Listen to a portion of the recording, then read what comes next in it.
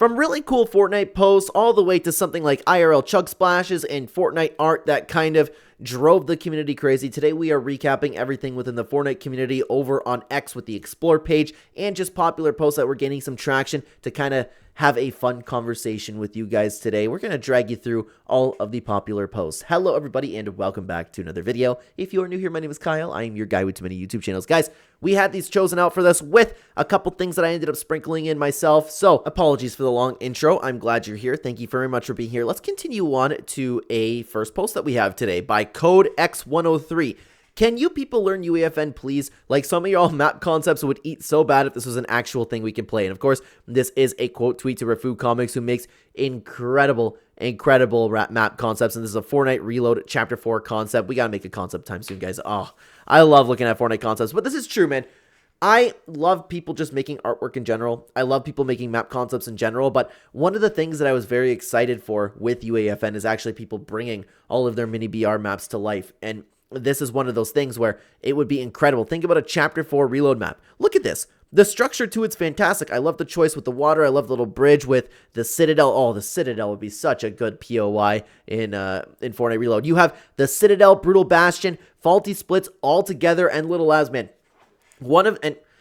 Honestly, I think this would be one of the best Fortnite Reload maps that we could possibly get. Like, it's incredible what the Fortnite community comes up with, man. We're just starting off with a banger. Always nice to take a look at the concept. Sir Rifty had to say, I'd totally be down to make this with my team if I was given permission. Ooh, and we know these guys can work, dude. We know these guys can make a map. Dylan, Sir Rifty, get on it, please. I will be the first playing that map, and I will be here promoting it. I would love to play a map just like that. Incredible. And Rafu makes great map concepts. I think the reason they don't is because they can't, since apparently the rules are that all maps must have original POIs and cannot use Fortnite POIs, but I do not understand why the OG map didn't get called out about that. I was under the assumption, which, correct me if I'm wrong in the comments, I was under the assumption that we couldn't do this past Chapter 1 and they were very specific POIs, but again, could be wrong about that, but that also could explain why I'm not seeing a ton of UEFN maps with a lot of Fortnite POIs. If you guys have an answer to that, please let me know in the comments down below. Let's continue on to Swag Fish. I need to return to Breakwater Bay. One of the most underrated POIs in Fortnite history. Man, I just miss Chapter 4 in general. Talking about underrated POIs, I just love it, man. I really love it. Let's continue on to what Restro had to say this week. Hot take. Epic should stop doing mini events each season and instead go back to the former Chapter 2 event pattern, which was doing events every other season. Excuse me, you can see my Epic Games notification over here. I agree with this completely. I agree with this. And I know that what people are already going to say, well, Epic Games doesn't have the live event team anymore. All the team members were working on other projects. They split it up. And I always come back with this one thing, which I still to this day hate saying because I think it's such a horrible argument. But Epic Games is a billion-dollar company that can afford to make its fans happy with these types of events. If I was in charge, I would sacrifice a little bit of a profit, and I would make this for the community so everybody can come together, everybody can be happy, because look what happens when you don't have this type of stuff. Everybody freaking out, everybody crying, and not to say that, like, that's justified in everybody, like, being upset with the state of the game, but I am very appreciative of the mini events. I think they're great. Don't get me wrong. I just really miss what they did in Chapter 2. Chapter 2's live events and Chapter 2's storyline was phenomenal, and I wish Epic Games would reconsider their approach to the storyline.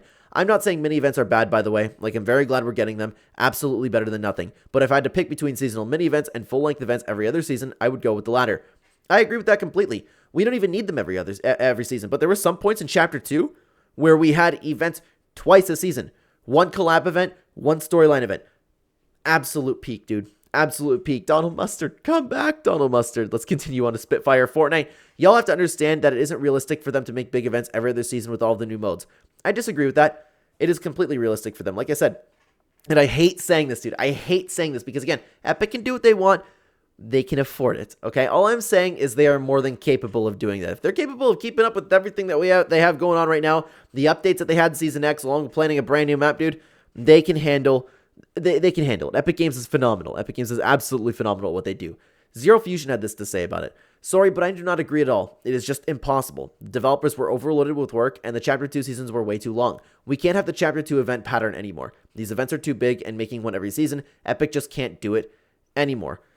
Again, I disagree with that. They could always just hire more people, expand the teams, just make sure we have the appropriate people over there. Spend a little bit more money. And again, that's what I would do if I was in charge, but I'm not saying it is the correct thing to do. Of course, Epic Games is a business. They want to make money, but I would have that same care that Donald Mustard would have. Donald Mustard would probably sacrifice a little bit of a profit to continue on with the storytelling at each season, okay?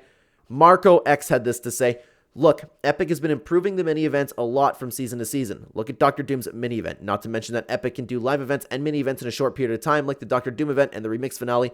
Epic just needs to want to do it. Plus, I just remembered that Epic is going to remake the live events from Chapter 1 on top of that. If it's not infinite money, I don't know what is. And look, it looks like this mini event is actually going to be really good too. And look, of course, it's sorry, I didn't know it kept going on. It's not like the big events with counters and everything, but if Epic continues with this quality of event and continues to improve, I don't mind there being a mini event or more every season and a big event at the end of a chapter. It's also a little different when we're talking about just like 1 year chapters. It's easy for them to go mini event, mini event, mini event, and then mini event, and then end it off with another big finale. I think we would be missing this a lot less if the giant finale to a 1 year chapter actually like paid off big time, not like Fractured, not like Remix the finale, things like that. The Big Bang was just, you know, I hope you guys understand where I'm coming from that. I just really, I really miss what Epic Games used to do, but I still love Fortnite as it is today. Fortnite is still my favorite game. Fortnite is in a phenomenal state right now. There's just little things here and there, and I do agree with Reztro when he said that. But let's continue on to nostalgia focus.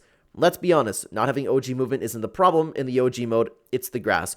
I've seen a lot of people talking about this, and it's understandable, okay, especially if you're talking about the OG mode you want to copy and paste. There is a big difference in the quality of grass. I never noticed it, and I never would have noticed it if I wasn't seeing it online. It's a fair comparison because like you go to play with the OG experience and they've copy and pasted things so well, but at the same time, it's a lot different. It's a lot different. I think it's one of those things like the game is still fun. It doesn't really matter at the end of the day, but it would have been nice if Epic Games would have actually taken the time to change the grass like that. You know, I understand both sides about that one. As someone who played back then, I can say with certainty that this grass is better. Also, it's literally just grass. That's fair. That's fair. That's kind of where I'm at. It is just grass. I would never complain about it. I would never go, oh my god, Epic Games, this isn't the same. We don't have the same grass as Chapter 1. But I understand the critique if you want to like really relive the Fortnite OG experience because a lot of people actually did care about the old graphics. I personally did not. I really enjoy Fortnite's more modern graphics. Chapter 4 being the peak. As someone who played back then, I also played back then as well. I just wanted to mention that I'm a Chapter 1 Season 3 OG player, and I've been playing the game ever since. Let's continue on to Ragnar. We'd love to see Ragnar over here. Personally, I don't be looking at the grass while playing. Same for the most part, but I do find myself looking at a big scenery. Like, I love admiring the POI. I don't specifically just go, okay, this is the grass right here. Again, it's one of those things that I kind of do look at either way, okay? Magic had this to say, no one's ever convincing me legacy styles are bad. You know, I kind of agree with this one, to be honest with you. It's not that the legacy styles are bad. It's just there's not a ton of skins that really make me go, oh, okay, can't wait to see the legacy style on that one. It's just most of the crew skins, in my opinion, have been getting worse and worse with the oddball here and there that it's like, okay, you know what, that one's not too bad, you know? That's a problem. The legacy styles look so good. Excuse me if you can hear my notification there, guys. Let's talk about back blings. Do you still use them? I find myself using contrails more. I still use back blings, and I don't know why the substitute would necessarily be contrails, but regardless, like, I've noticed that with a lot of skins, there's quite a few back blings that just, I would say the majority of back blings now that are a little bit bland, don't really fit the skin. It's interesting to think about, like, if one day Epic Games actually moves on from the idea of back blings. I use a lot of back blings. I feel naked with that one. I do too, but I just went through making about 200 presets, and there were very few back blings that really I used, like, with characters. I had to really, like, think about it and really go, okay, this one doesn't really fit, this one doesn't fit, this one doesn't fit, and then I kind of had to settle for a lot of them. I think that's what I'm meaning to say. Back blings? I wonder if they'll fizzle out a little bit. I don't know, man. I don't know. Most of the time I typically go capes and cloaks, trying to make them fit on the season's theme if applicable. If not, I try to make the absolute stupidest combo possible, like Peter with the WWE Championship or Michael Myers carrying Miku's. Like, dude, I do the same thing. Not necessarily with capes.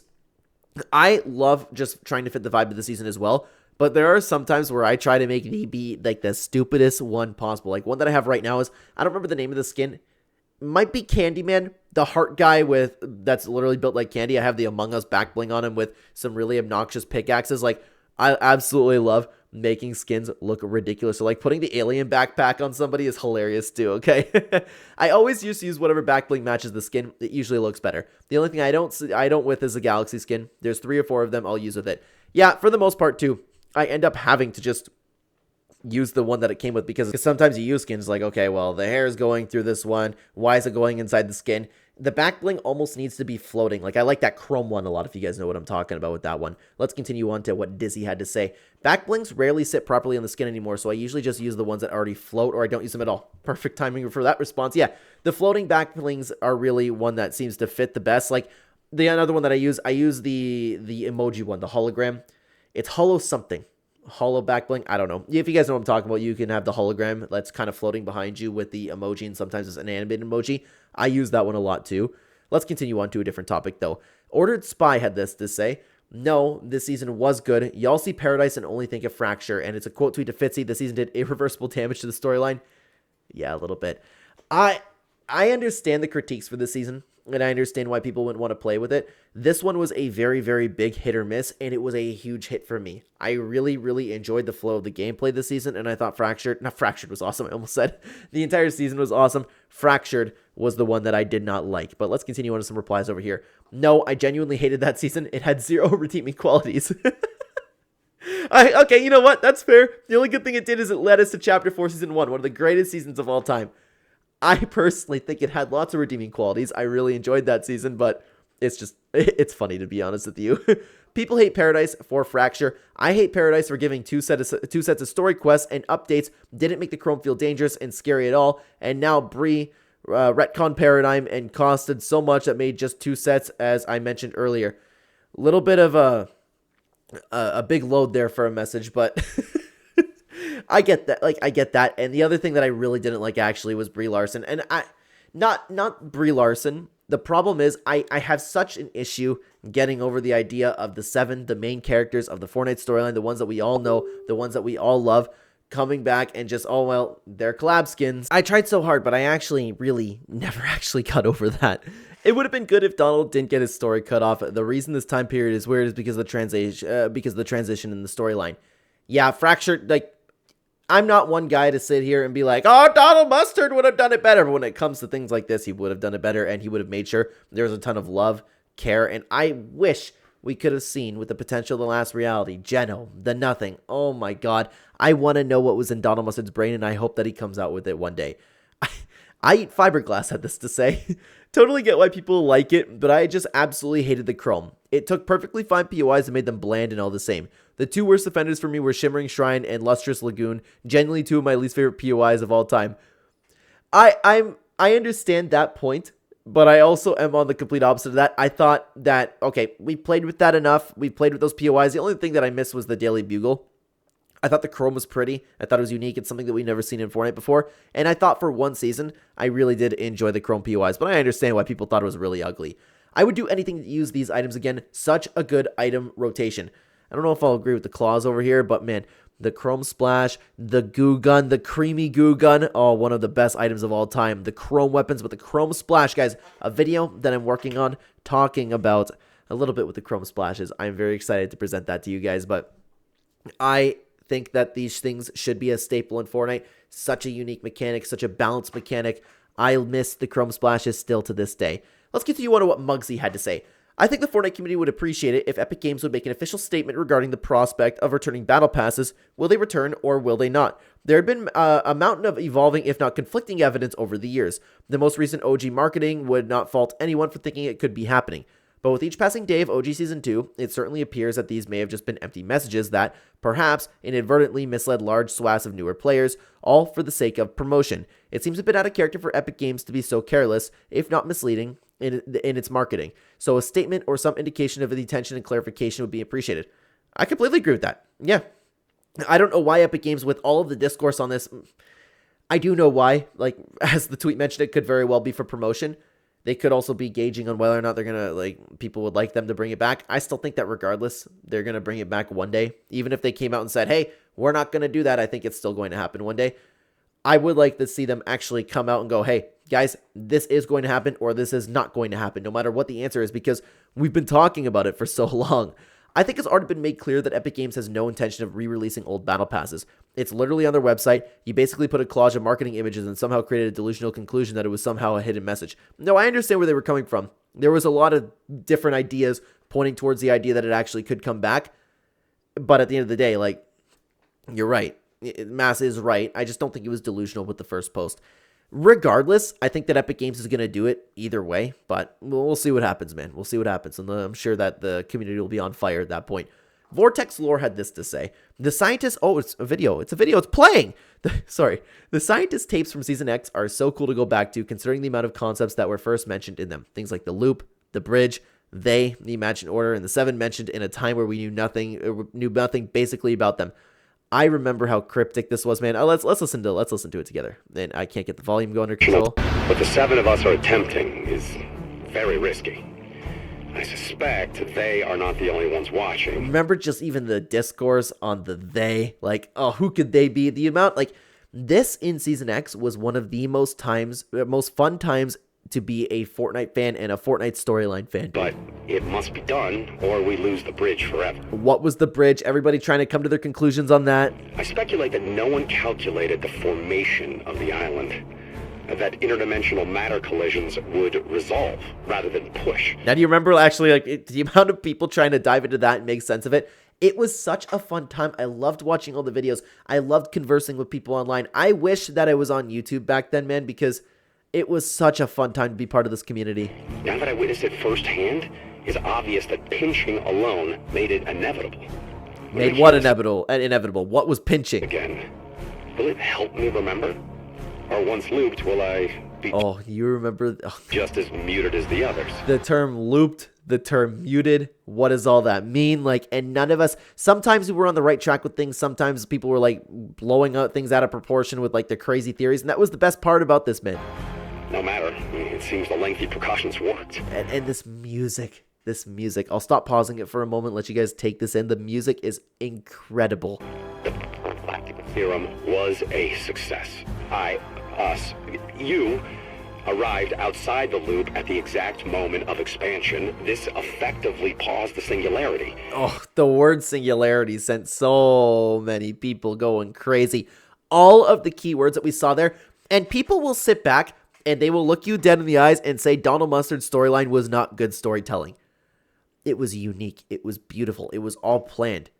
Of course, it's not to this level, but it's like the same kind of vibe as Attack on Titan had, where it was all planned and just feeding us little bits and pieces throughout. Giving us time to create the devices needed to synchronize the junction.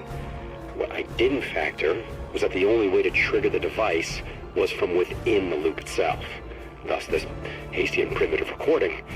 And why now I find myself looped. Yeah, it's so cool, man. I remember that some people were actually onto the idea of a simulation.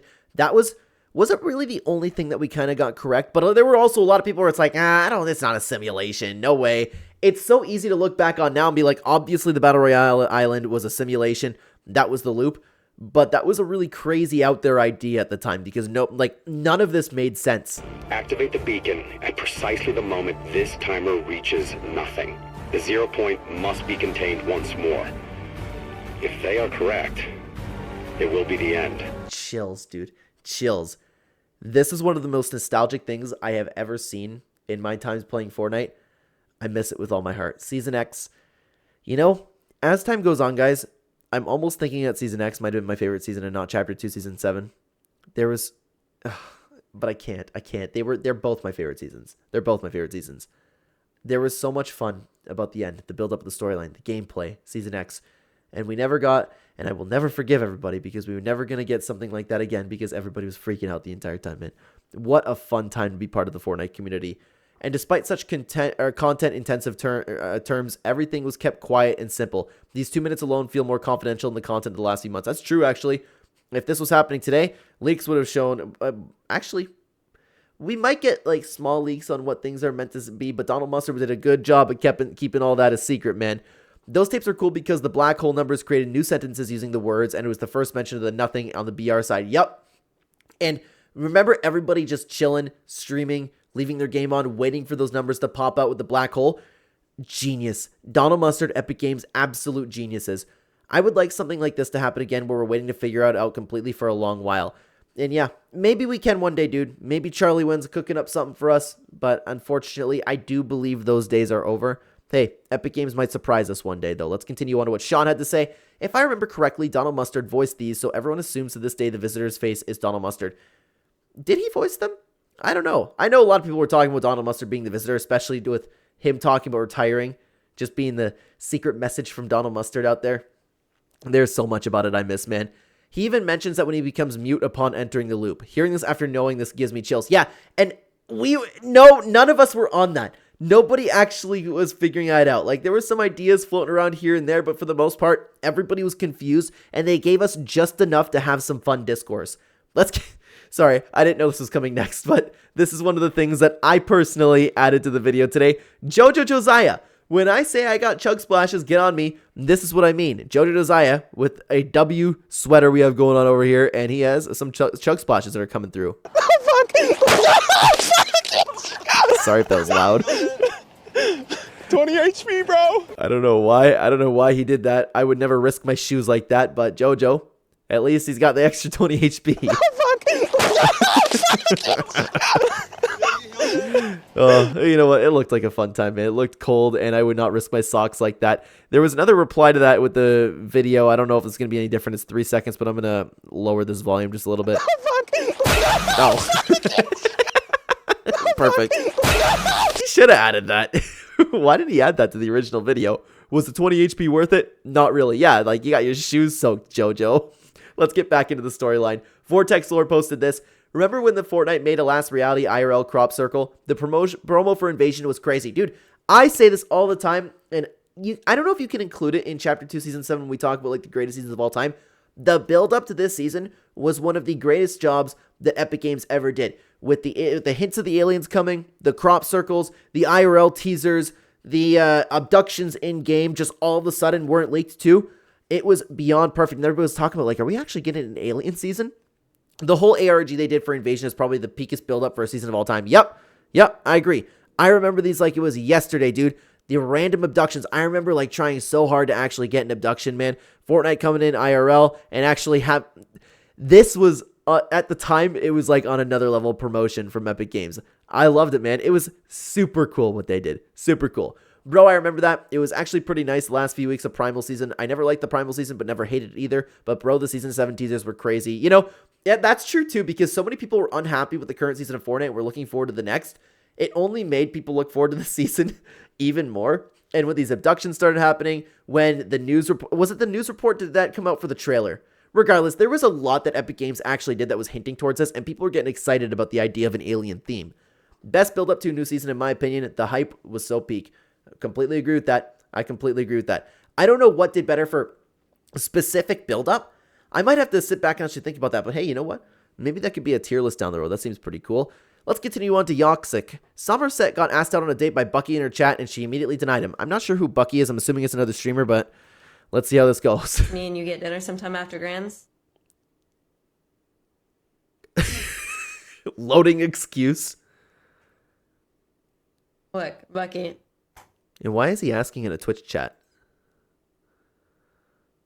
I appreciate you being kind. Uh-oh. But, like, I really don't think we'd mesh very well. You know what? That's respectable. I wish more people did that, man. I wish more people did that, and I wish more people could actually take the feedback. And I say that with all due respect. You're your own person, and so am I. And I would imagine that she's facing some backlash over doing this on stream, but he's completely open to it if he's asking in a Twitch chat. I think that would be a really bad idea. You could have some great chemistry. There's no chemistry there. There's not. Okay. Like, okay, sorry. I'm an idiot and I laugh at this stuff, man. But it's not that funny. Okay. It shouldn't be funny.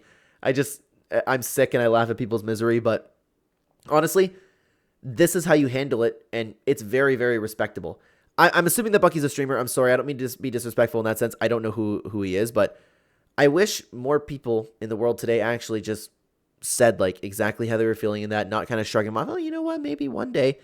You just saying it how it is, and then I hope that Bucky actually takes that information back and proves himself in some way. That's a very healthy situation, or a very healthy exchange. So happy that we're cool and we're chill now, and like, but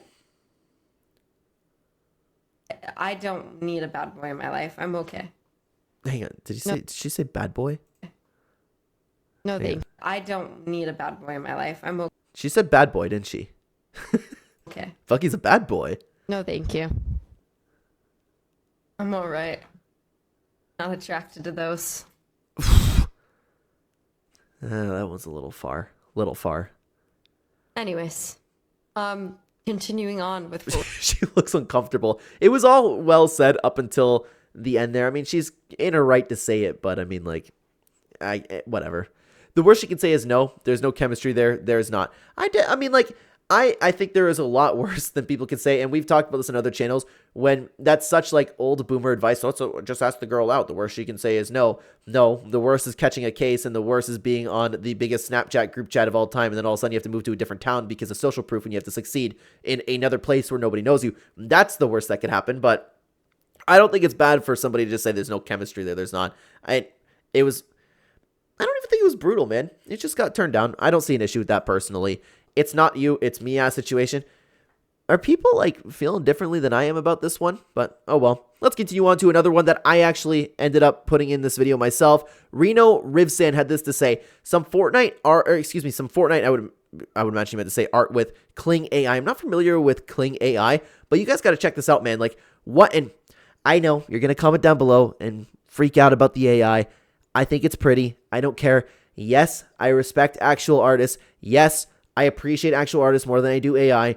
I can think this is cool, and I'm allowed to. Don't freak out in the comment section. The video's not playing.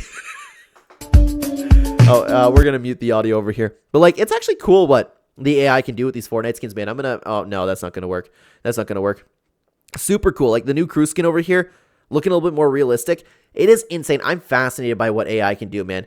Of course, like, some look better than others. Like, this one is, you know, for me. That's getting better as time goes on, though. Like, and I don't remember this skin, but this one looks fantastic, man. Fantastic. The Chapter 2 Season 8 girl. This one looks really good, man. Really, really good. Yeah, you're going to hate me. I had to do a jump cut, guys. I'm very, very sorry. But let's continue on. Let's continue on with the video over here. A little bit. Some of them have creepy smiles. That's a problem. I don't like that one. I don't like that one. I don't. Gross. What'd they do to Hope? Weird. Now, they're looking a little too kiddie for me as they're going on, but it's still amazing what AI could actually do. Like, I'm fascinated by this. And soon we're going to be able to make full movies. People are going to, hey, maybe Donald Mustard will be able to, like, put in Grok or something. Hey, finish my storyline for me. This is what I want to happen. Incredible. Mizuki looks good, man. We're at the point now where you still have those, like, few telltales with AI, but we are getting to the point where you're not going to be able to tell. And these Fortnite skins are going to be, like, actual IRL, like, the experiences that people are going to, like, confuse them with. All of the replies are filled with stuff like this.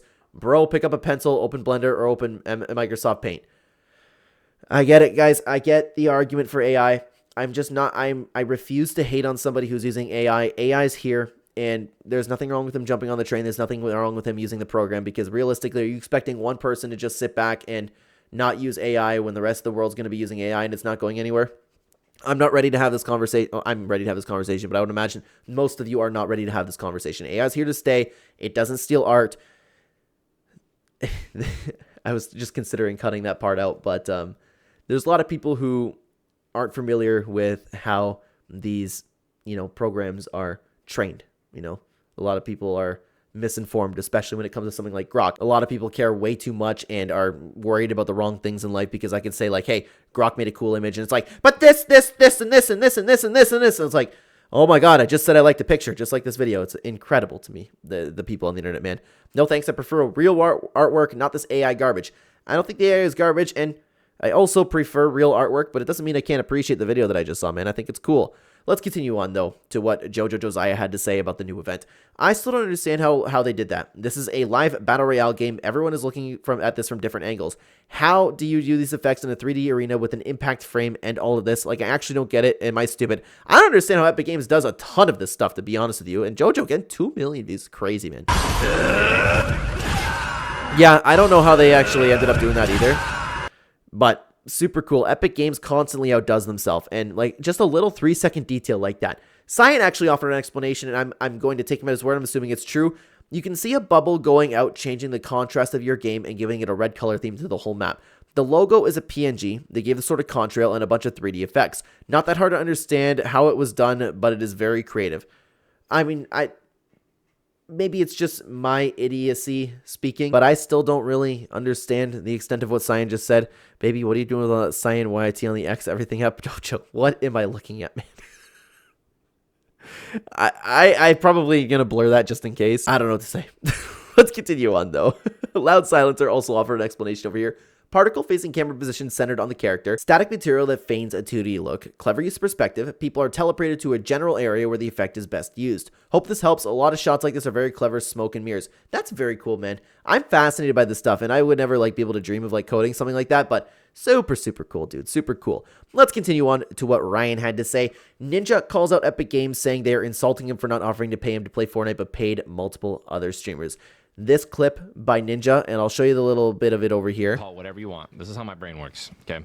I have been playing this game besides Marvel Rivals coming out. I really haven't left Fortnite in God knows how long. I've been me, Cypher, Courage, we've been some of the only guys. Okay. And what Ninja is going to go on to say is that he feels very disrespected by Epic Games. He doesn't feel it's right, but there are a lot of people that are just going to call Ninja entitled because, long story short, he did not end up getting a sponsorship from Epic Games to play OG, and this is what's been making the rounds over and over again. Let's hear a little bit more. I'm pretty sure Courage and Tim and a couple of other people got sponsored. Now, this is the issue, okay? Because it's understandable for Epic Games to not want to sponsor Ninja because he's already on the game, but the circle that he's with, the people who are going to be on the game either way, Epic Games also is sponsoring. That's where Ninja has a little bit of merit in his complaints, and that video does go on, and we expand upon it a lot in this video over here if you want to continue watching about that. Thank you so much for being here, everybody. I appreciate your time. Take care.